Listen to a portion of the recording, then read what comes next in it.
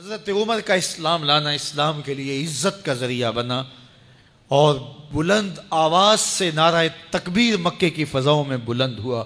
40 مسلمان جب ہو گئے تو پھر میرے رب نے کہا یا ایھا النبی حسبک اللہ، اے نبی تمہارے لیے اللہ کافی ہے، ومن اتبعک من المؤمنین، اور تمہارے لیے اہل ایمان کافی ہیں۔ حضور علیہ السلام کے حوالے سے ان کی حساسیت اور ان کا جوش و جذبہ اور ان کی غیرت ایمانی دیدنی تھی۔ حضرت شاہ ولی اللہ محدث دہلوی علیہ رحمہ فرماتے ہیں کہ 17 مقامات پہ قرآن مجید میں حضرت عمر کی رائے کے مطابق قرآن نازل ہوا۔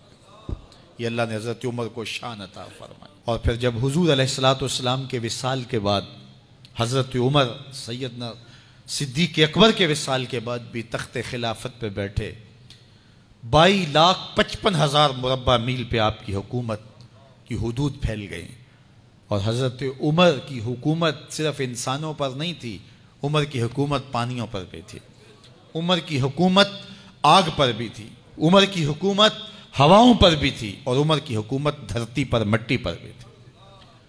آپ جانتے ہیں کہ مصر کے گورنر نے لکھا کہ یہاں تو عجیب کہانیاں ہیں۔ کیا ہوا؟ کہا کہ دریائے نیل اتنی دیر تک چلتا نہیں جب تک ایک نوجوان لڑکی کو زیورات سے آراستہ کر کے نیل میں ڈالا جاتا ہے، پھر نیل چلتا ہے، اور یہ برسا برس رسم جاری ہے۔ تو حضرت عمر کے پاس جب یہ پیغام پہنچتا ہے تو حضرت عمر نیل کو خط لکھ رہے ہیں، بسم اللہ الرحمن الرحیم، مصر کے نیل کے نام عمر کا خط، اور آگے لکھتے ہیں اے نیل اگر تو اللہ کے حکم سے چلتا ہے تو چل، ورنہ تیری کوئی ضرورت نہیں ہے۔ اور رکا لکھ کر کاسد کو دیا، جا کے یہ دریائے نیل میں ڈال دو۔ اللہ اکبر، جن کے رکے دریا بھی مانتے ہیں، پانیوں پر بھی حکومت ہے۔ اور نیل میں جب وہ رکا ڈالا گیا، نیل ایسا چلا آج تک کبھی رکا ہی نہیں ہے۔ پانیوں پر حکومت، ہواؤں پہ حکومت۔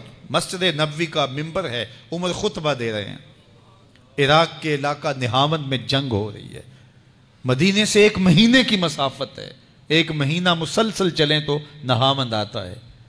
حضرت عمر خطبہ دیتے دیتے درمیان میں جملہ معترضہ کا، یا ساریہ الجبل، اے ساریہ پہاڑ نہ چھوڑنا۔ لوگ حیران ہیں کیا ماجرا ہوا کہ ہم سے مخاطبہ ہے، ساریہ نہاون میں ہے، اور کہا ساریہ پہاڑ نہ چھوڑنا۔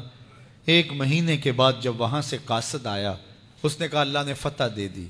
کہا کیسے؟ کہا پہاڑ کو چھوڑ کر دشمن پر ٹوٹنے لگے تھے، آگے بڑھنے لگے تھے، ان پر حملہ آور ہونے لگے تھے۔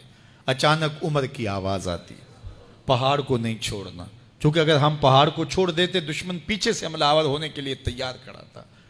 تو کہا بس ہم پہاڑ کو اپنی پشت پہ پھیر رکھا، اور اللہ نے اسی دن ہمیں فتح عطا کر دی۔ ہوائیں بھی ان کا پیغام پہنچاتی ہیں، پانی بھی ان کا حکم مانتے ہیں۔ اس زمانے میں فائر بریگیڈ سسٹم نہیں تھا، لیکن ایک آگ بڑھتی آ رہی ہے شہر کی طرف، لوگوں نے حضرت عمر کو بتایا، امیر المومنین آگ پھیلتی آگے بڑھتی چلی آ رہی ہے اور شہر کو اپنے قابو میں لینے والی ہے۔ عمر اپنی چادر اتارتے ہیں اور حضرت تمیم داری کو دیتے ہیں، کہا یہ چادر لے جاؤ اور ایسے ایسے کرو، آگ پیچھے بھاگتی چلی جائے گی۔ تو چادر ہلاتے جاتے ہیں حضرت تمیم داری، اور آگ پیچھے بھاگتی چلی جاتی۔ مٹی بھی حکم مانتی ہے۔ ایک لونڈی کھڑی رو رہی ہے راستے میں، کہا تجھے کیا ہوا؟ کہا ٹھوکر لگی، میرا تیل زمین میں بہہ گیا، میری مالکہ بڑی سخت ہے، وہ مجھے کہے گی تم نے یہ کیا کیا۔ عمر درہ زمین پہ مارتے ہیں، فر الارض الم عادل علیک، زمین عمر نے تیری چھاتی پہ عدل نہیں کیا؟ تو عمر کے ہوتے ہوئے اس کا تیل پی جائے؟ زمین تیل باہر نکال دیتی ہیں، فرماتے ہیں ڈال لے اپنے برتن میں۔ تو یہ عمر کے ان کا حکم مٹی بھی مانتی ہے، ان کا حکم ہوائیں بھی مانتی ہیں، دریا بھی مانتے ہیں، ان کا حکم پانی اور آگ بھی مانتی ہے۔ وہ عمر، میرے حضور فرماتے ہیں ان الشیطان یفر من ذل عمر، میرا عمر وہ ہے جس کے سائے کو دیکھ کے شیطان بھی بھاگ جاتا ہے۔ حضرت عمر رضی اللہ تعالیٰ عنہ نے ایک بہترین نظم و نسق دیا اور امور سلطنت کو اس انداز سے منظم کیا۔ ایک غیر مسلم مفکر کہتا ہے اگر اس امت کو ایک اور عمر مل جاتا پوری دنیا پہ حکومت مسلمانوں کی ہوتی۔ ایک دن مسجد نبوی سے باہر حضور تشریف لا رہے تھے، دائیں ہاتھ میں حضرت ابو بکر کا ہاتھ تھا، بائیں میں حضرت عمر کا ہاتھ تھا، ایسے باہر کی جانب آ رہے تھے۔ دروازے سے کوئی بندہ داخل ہوا تو اس کو دیکھ کے حضور نے فرمایا ہا کازا نبعث یوم القیامہ، قیامت کے دن جب قبروں سے اٹھائے جائیں گے ہم ایسے ہی اٹھیں گے، میرے دائیں ہاتھ میں ابو بکر کا ہاتھ ہوگا، بائیں میں عمر کا ہاتھ ہوگا۔ اللہ اکبر۔ جے شک ہووی تے چل مدینے، جے شک ہووی تے چل مدینے، آ ویخ لے جوڑ مزاراں دا، بن یار نبی دیاں یاراں۔